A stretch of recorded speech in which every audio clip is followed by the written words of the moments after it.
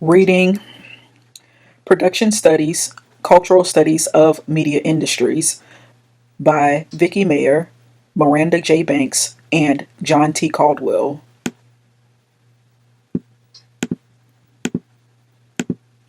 Introduction. Production Studies, Roots and Routes, Vicki Mayer, Miranda J. Banks, and John T. Caldwell. Consider the following scenes drawn from popular media narratives of film and television, quote, producers, end quote, at work. Block quote. Cruise glitzy LA with Ari, Vince, Drama, Turtle, and Eric. Swerve into the Hollywood fast lane and hit LA hotspots with the Entourage gang. Give your comments and reviews on all the locations featured in the show, or add some of your own favorite haunts. Quote, the realtor did say something about the house having been shown in the opening shots of each episode of The Mary Tyler Moore Show, and that this was where Mary supposedly lived, end quote. The woman who lived there when the show was first broadcast, quote, was overwhelmed by the people showing up and asking if Mary was around, end quote. Miss Mary Tyler Moore said, when the producers returned for fresh footage several seasons later, she said the owner, quote, had by way of retribution draped huge, quote, impeach Nixon, end quote, signs all over the house, end quote. George Lucas returned to the United States after principal shooting in Tunisia and Britain and almost immediately checked himself into a hospital because he thought he was having a heart attack. Lucas was unhappy with the work of the film's original editor in Britain and had to scrap his work entirely.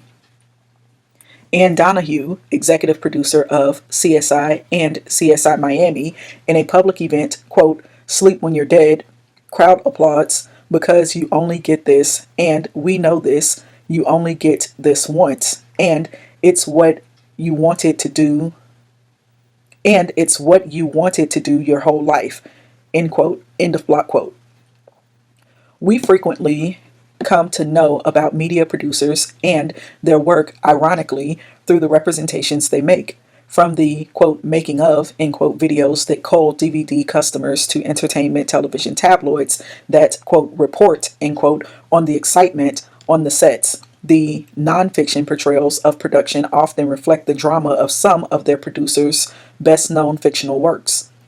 To wit, conflict and chaos frequently precede teamwork and collaboration, leading ultimately to creativity and commercial success in recitations of how production occurs. These stories have filtered their way through the popular press and trade lore, and even into the annals of scholarship, attracting researchers and students alike to look, quote, behind the scenes, end quote, of the films and series they encounter in daily life. It could be said, at first glance, that the off-screen production of media itself, or is itself a cultural production, mythologized and branded much like the off-screen textual culture that media industries produce. This collection of essays hopes to dig deeper into this notion of production as a culture. To do so, we are interested in how media producers make culture and, in the process, make themselves into particular kinds of workers in modern, mediated societies. We want to look up and down the food chains of production hierarchies to understand how people work through professional organizations and informal networks to form communities of shared practices, languages, and cultural understandings of the world. We assume that directors and editors, lighting technicians and story writers, contract casting agents, and full-time studio caterers are all cultural actors too. They shape and refashion their identities in the process of making their careers in industries undergoing political transitions and economic reorganizations.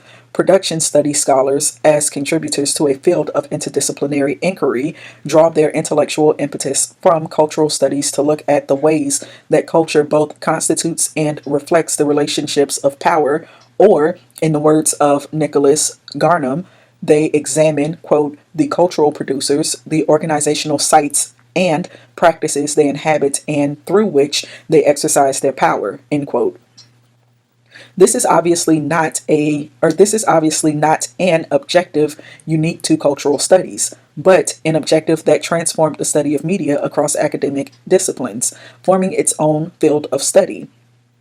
From their beginnings in propaganda studies in the 1930s to auteur analyses of the 1950s, media researchers have typically distinguished their objects of study as unique from all others. The reach of mass media text, the celebrity of particular professionals, the infiltration of media commodities into daily life, and the economic resources marshaled by media industries concentrated in a handful of global cities provide easy alibis for why studying media production is different from other production realms. Indeed, this has justified to us why this very book is needed given the long literatures on labor and industrial production, even research into the production processes of making film or television content, a tradition found in communication and organizational sociology, sought to declare media production as an exception to other forms of production. The now staid phrase for explaining media production as, quote, creativity within constraints, end quote, captures the balance that media researchers strike between describing media workers as the creators of popular culture and as functionaries in the service of capitalism. These works are foundational, to be sure, highlighting difference in the study of media producers and their practices, but this difference also deferred other questions about media productions raised in parallel studies of cultural identities, meaning, and representation.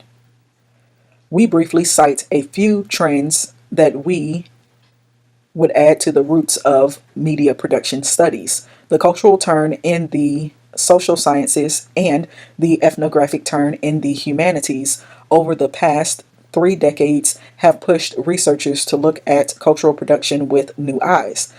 No longer restricted to sites of deviance and difference, exoticism and Orientalism, sociologists, anthropologists, and geographers have sought out shopping malls, industrial zones, and virtual games as, quote, spaces, end quote, where people actively make meanings through their consumption habits, active bodies, and ritual activities. Meanwhile, literary critics and historians added fieldwork and focus groups, oral interviews, and memory analyses to their methodological toolbox, recognizing the ways people generate stories in the context of their lived realities. Together, these trends have shared a concern with text, the active role of language and narratives in constructing the real, as well as the relationships between the speakers and receivers of these texts. Ethnomethodologies, while multiplying the possible stories about how people make meaning in societies, have also complicated the generalizing claims that scholars use to make about the unique role of media in the world that seemed like the mass appropriation of media technologies and their contents was actually distributed unequally through societies and communities organized along fault lines of class, gender, race, and a host of other cultural distinctions. One place these academic strands weave together more complex tales about media is in the study of consumers and audiences as interpretive communities, treating television viewers or romance book fans as, quote, producers, end quote, of meaning. Audience studies have mined the ways that people talk about their consumer practices as formative of their identities, as well as how identities shape ways of consuming and talking about consumption. Studies of club cultures and computer classroom cliques have illustrated the ways that places, with their shifting power hierarchies, affect consumer dynamics. In this expansive body of work, we see that even the objects of consumption are sites of cultural production as consumers adopt, modify, and repurpose the cultural meanings of domestic tools and media technologies.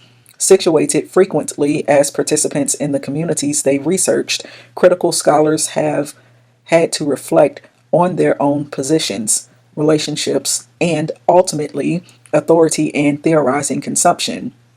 The Inductive insights of these studies of media viewers and consumers have set a new standard for studies of producers, their interpretive communities, and the conjuncture of contexts within which they produce meanings. At the same time, production studies scholars face challenges not frequently confronted in the study of media consumption and audiences, whereas these forerunners frequently framed consumption in terms of the politics of pleasure. Production studies need to conceptualize practices within the political economy of labor, markets, and policy. The convergence of media might open productive potentials for users, but they also introduce anxiety and uncertainty into the work worlds of those charged with making those interactive and, quote, empowering, end quote, media. Short-term and seasonal contracts, de-skilling and self-surveillance, outsourcing and multitasking are the new buzzwords of a, quote, new international division of cultural labor, end quote. Driven by runaway productions, synergistic sales, and the push towards a niche media economy dedicated to the wealthiest 1% of media consumers. To the degree that media systems globally have been or have become commercially driven, state policies that focus on national cultures, indigenous expressions, or simply media contents have not similarly protected media workers. The paradox of the media worker is that the promise of autonomy, creativity, fame, or wealth still oversupplies the labor market, allowing media industries to control the mise-en-scène, setting, and action of production narratives. In the process, production studies borrow theoretical insights from the social sciences and humanities, but perhaps most importantly, they take the lived realities of people involved in media production as the subjects for theorizing production as culture. Production studies gather empirical data about production, the complexity of routines and rituals, the routines of seemingly complex processes, the economic and political forces that shape roles, technologies, and the distribution of resources according to cultural and demographic differences. Two research questions follow this careful data compilation. How do media producers represent themselves given the paradoxical importance of media in society? Question mark. How do we, as researchers, then represent those varied and contested representations? Question mark. The crisis of representing producers, their locations, industries, and products is the burden of representation for production studies, articulated from various disciplines as grounded theory, lay theory, action theory, and so on. Production studies privilege but also integrate research methodologies that place the researcher in dialogue with subjects usually charged with representing us. This dialectic leads production studies toward grounded and inductive, even if partial, conclusions. Our scope in this collection. Drawing on the broad trends that have shaped the study of cultural production in the past, every essay in this collection offers its own approach to studying media production. In the process, they open new inquiries into the questions of authorship and authority, structures and subjectivities, and representation and reflexivity that cut across our respective disciplines, namely anthropology, communication, cultural geography, film, and sociology. Some of these authors come to production studies after establishing their careers in other arenas, importing the queries central to their discipline to production studies, and enriching the scope of the field beyond a narrow focus on cultural industries. Other authors began their careers thinking about media industries and its employees. Their work has become required reading for anyone interested in studying producers as cultural communities. For them, this book has been an opportunity to reflect on the theoretical and methodological issues in hindsight of their signature research projects. Still, others in this collection were media professionals having unique work resumes, from journalism and broadcasting to independent video and music. that preceded their research agendas. The autobiographical memories of production work may be, quote, gossamer walls, end quote, between our authors, their subjects, and their readers. All of these modes of participant observation have helped raise questions here about access, rapport, and collaboration in the research process. We welcome these questions as part of our research agenda. Supporting our scholarly project, we have integrated historical and materialist accounts of cultural industries, work practices, and organizational formations as the columns upon which we construct well-rounded investigations of production cultures. We concur with the familiar calls to move beyond the unproductive segregation of cultural studies and political economy. Rather, we see how national policies and global markets shape, sometimes dramatically, the local sites studied by the contributors of this book. In addition, our focus on contemporary production practice embeds longer histories that fall outside of the scope of this volume. Fortunately, our academic colleagues continue to inform our inquiries with their thorough research into the archives, oral histories, and empirical remains of production history. The scope of this book encourages boundary crossing at two borders. First, we want to alert social scientists to the cultural histories of the contemporary media institutions they are analyzing and entering as field researchers. As various chapters that follow suggest, the ignorance of long-standing trade languages, personnel networks, and rifts over resources can be the surest route.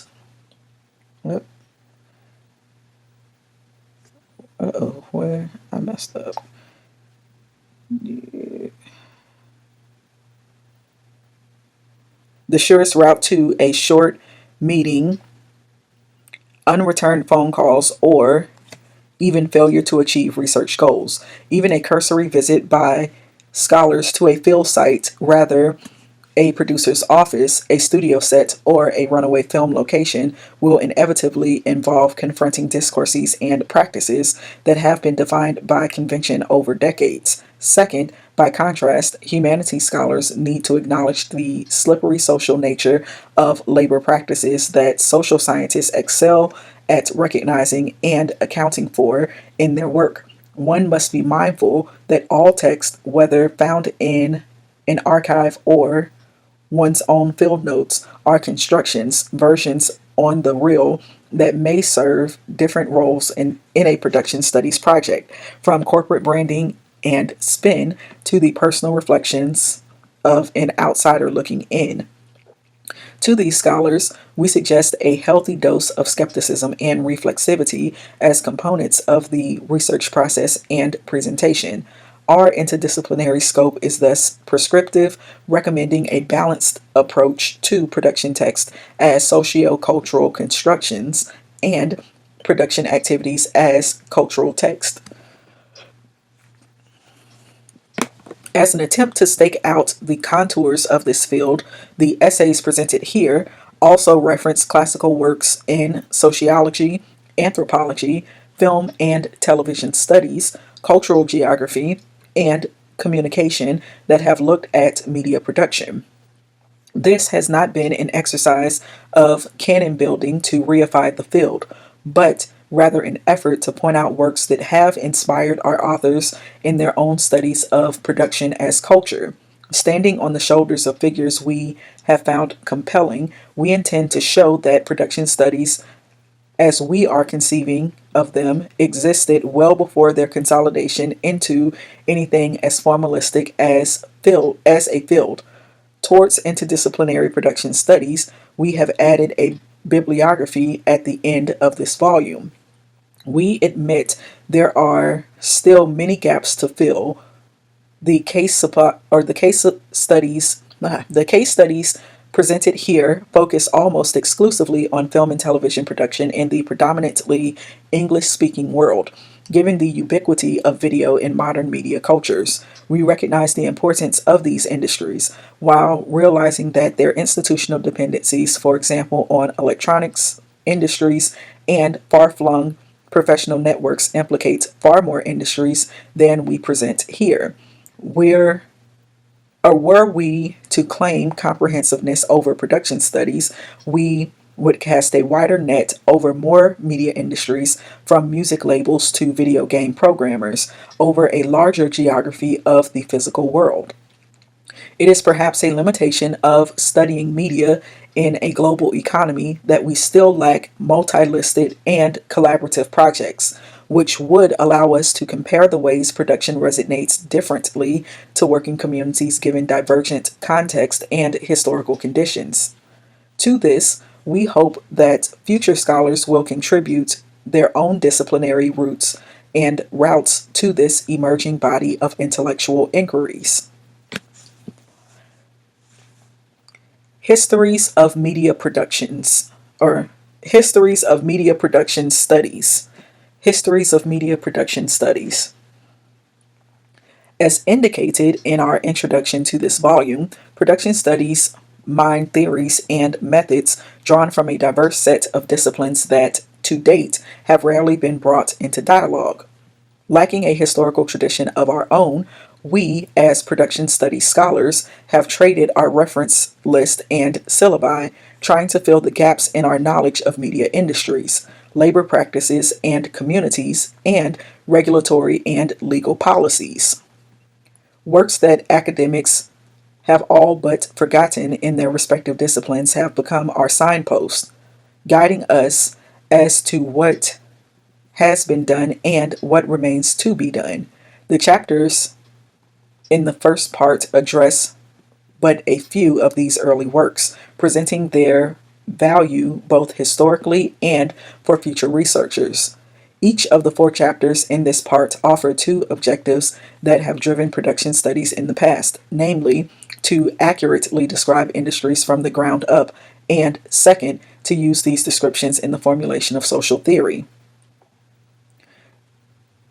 To the latter end, Vicki Mayer's, quote, bringing the social back in, end quote, and John Sullivan's, quote, Leo C. Roston's Hollywood, end quote, offer the context that drove early production scholars Hortense Powdermaker and Leo Roston to study Hollywood as a social system with broad theoretical implications. Mayer takes on alienation as a theoretical concept that informed these scholars, and drawing on a case study of reality television casting, shows how production studies might re-theorize alienation in light of current working conditions. Sullivan similarly demonstrates that early production studies aim to build upon the reigning social theories of the day through careful analysis of Hollywood's production personnel as power brokers, more than just a guidebook to the egos that drove film studios. Roston's work sets the stage for future studies of the ways producers and their personnel exert power, according to Sullivan. These early theoretical explorations relied on careful descriptions of the film industry, its economics and politics, central components of the study of production industries and labor today. Amanda Lott's, quote, industry level studies, end quote, offers Todd Gitlin as one of the forefathers of critical industry studies, a field focused on the negotiations between people within media industries. Gitlin's ability to get inside the industry to show the process of production has set the standard for other scholars, including Lott's, who look at creative production processes and their structural constraints. In contrast, Mike Stahl's, quote, privilege and distinction in production worlds, end quote, presents a new historiography for the study of production through the legal definitions of authorship and work for hire. Drawing on judicial precedent and contractual relations to define employment categories, copyright, and intellectual property, Stahl argues that the study of creative production in media industries must encompass critical and comparative legal analysis. Together, the chapters in this part use the hindsight of history to investigate media industries and their personnel in light of the contemporary industrial trends, from the multiplication of new media technologies and niche markets to the segments of struggles and work solidarity.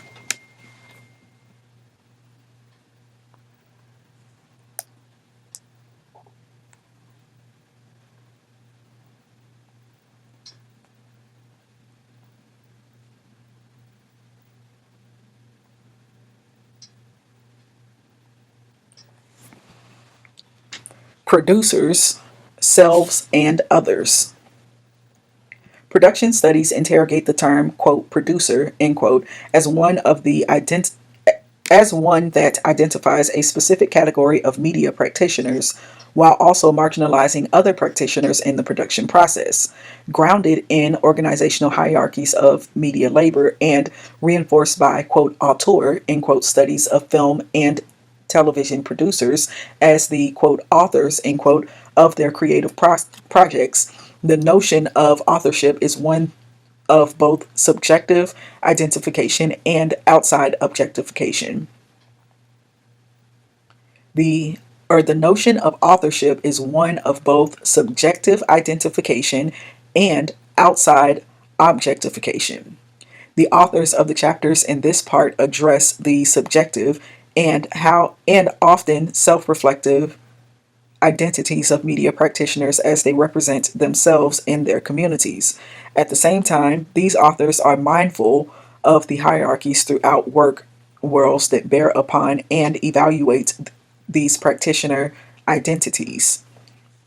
In the, quote, auteur, end quote, tradition, Denise Mann and Christine Cornea investigate the people at the apexes of production hierarchies. In, quote, It's Not TV, It's Brand Management TV, end quote, Mann challenges notions of creative authorship through a redefinition of the role of the showrunner as television's key producer in Hollywood. Working to produce high concept, big budget blockbusters for the television networks, the showrunner has become an entertainment brand manager in the corporate bureaucracy. Mann's case study, the television series Lost 2004 to present, reveals the financial consideration and pressures involved in making cross-platform hit content. Cornea has also seen these market-driven measures, though on a different scale. Responding to Mann's US-based perspective, Cornea explores the transnational role of the writer, executive, producer in, quote, showrunning the Doctor Who franchise, end quote. Whereas Mann and Cornea shine light on the mostly male environs of the present-day auteurs, Laura Grindstaff and Miranda J. Banks look to the largely female workforces that buttress the work of producers, as traditionally defined. In, quote, self-serve celebrity, end quote, Grindstaff questions the idea of, quote, ordinary, end quote, people who participate in daytime talk and primetime reality television genres through an analysis of the means of production rather than the ends. She holds a mirror to the emotional labor of television performance, and in the process, she sees her own labors as an ethnographic field worker. Banks's, quote, gender below the line, end quote, complements this consideration of labor and emotion with her look into the feminized workforce of costume designers. The devaluation of her subjects' careers as, quote, women's work pushes Banks to articulate a new agenda for feminist production studies, one that brings feminist film and television studies to the industry's numerous female production communities.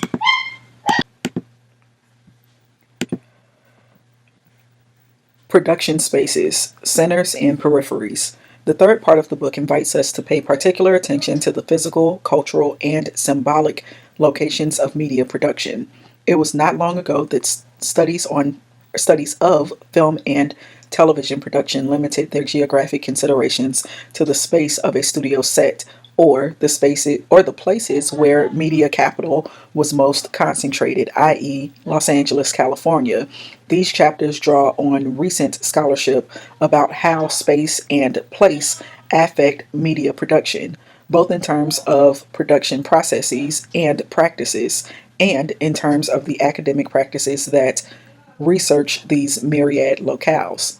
Of the four chapters in this part, only one set is primarily in California, and all are transnational in geographic scope. Candace Moore's, quote, liminal places and spaces, end quote, examines the spaces where producers conduct events for fans of the premium cable and DVD series The L Word, 2004 to present, integrating Victor Turner's notion of, quote, liminality, end quote, with Nick Caldry's articulation of a, quote, media ritual, end quote. Moore describes the active involvement of series producers in the maintaining of a lesbian fan community through choreographed parties, thus transforming viewer expressions into market research. Shot in Vancouver, British Columbia, the binational production of The L Word parallels in some ways the binational production of film and television scholarship addressed in the chapter by Eleanor Levine. Based in the U.S., Levine reflects on questions of identity raised in studying the production and distribution of Canadian television series in, quote, crossing the border, end quote, much as in her case study, Degrassi, The Next Generation, 2001 to present. Levine had to cross borders, physical and cultural, in comprehending producers' dualistic pride in the series' national setting and its presumed appeal to American teen audiences. Research questions about location do not evoke easy answers, as revealed in Jane Landman's, quote, Not in Kansas Anymore, end quote, and Sarah Tenick's, quote, Borders of Production Research, end quote. Considering the assumption that the, quote, new international division of cultural labor, end quote, underscores the dominant position of the U.S. in international co-production, Landman found much evidence to the contrary in the production of Farscape, 1999 through 2003, an Australian U.S. series that tried to experiment within the sci-fi genre. Landman's interviews with producers and research into local input into the production process suggests that the series is better described as a, quote, co-venture, end quote, and as a creative collaboration, rather than a piecework production under the tight fiscal and creative control of U.S. interest. Similarly, Tennant considers the, quote, situatedness, end quote, of all production studies in influencing scholars' questions and assumptions in fieldwork.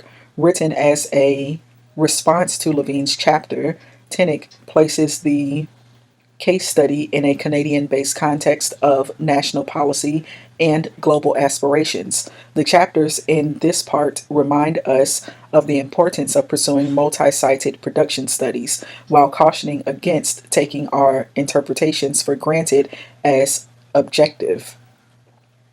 Production as lived experience. Production studies should not be undertaken without paying particular attention to the lived experiences of the producer and the scholar alike. As its title suggests, this final part calls out key lessons that are largely implicit in many of the preceding chapters. First, the ways that life's everyday experiences impact, inform, and influence the practical and creative work of the people they study. And second, the ways that critical, cultural, and ethnographic studies of production inevitably involve and animate complex and sometimes problematic relations between researchers and their human subjects. These chapters might be considered groundbreaking in their attempts to blend registers and cross scales in setting an agenda for production studies as studies of culture. Ethnographic methods challenge researchers to reflect on the ways lived experience and everyday knowledge are themselves symbolic representations. Sherry Ortner's, quote, studying sideways, end quote, offers a way of theorizing these methods, not in terms of studying up or down power hierarchies in the field, but rather studying across, drawing comparative insights from past fieldwork and a current project on Hollywood producers. Ortner demonstrates that the problematic affinities and sometimes testy interchanges between producer and scholar result from their shared economic and or intellectual capital. Even so, a producer will frequently present themselves as the more authoritative member of the dyad. In, quote, audience knowledge and the everyday lives of cultural producers in Hollywood, end quote, Stephen Zaffarot draws on his experiences observing film producers as they publicly justify, rationalize, and explain their career choices by showing how producers self-represent as either removed from the audience or as part of the audience. Zaffarou grounds industry's need for audience knowledge in the producer-researcher interaction. Together, these two authors underscore the risk of an unreflexive acceptance of producers' discourses. Conversely, researchers need to broaden their reach in production studies to producers' impacts on their social environments. In an entreaty to prioritize producers' actions over political and economic structures, Ali Mold explains the use value of French sociologist Bruno Latour's, quote, action network theory, end quote, in his chapter, quote, lights, camera, but where's the action, question mark, end quote. By placing Australian film director Robert Connolly in a network of social relations, Mold shows how Connolly's actions animated the production technologies and objects, such as the script, in the making of a single film. This attention to practice is echoed by John Caldwell in, quote, both sides of the fence, end quote, a triad of interviews with scholar practitioners who study and work in their own production fields, addressing practical issues of granting access to closely guarded communities, the impact of professional identities on types of disclosure in the field, and the, quote, trade-offs, end quote, between research and work. Caldwell's interviews consider the lived experiences of those who move between the industries of media and scholarly production. His interviewees will, without doubt, become future articulators of production studies. And I was reading The Introduction to Production Studies, Roots and Routes by Vicki Mayer, Miranda J. Banks, and John T. Caldwell.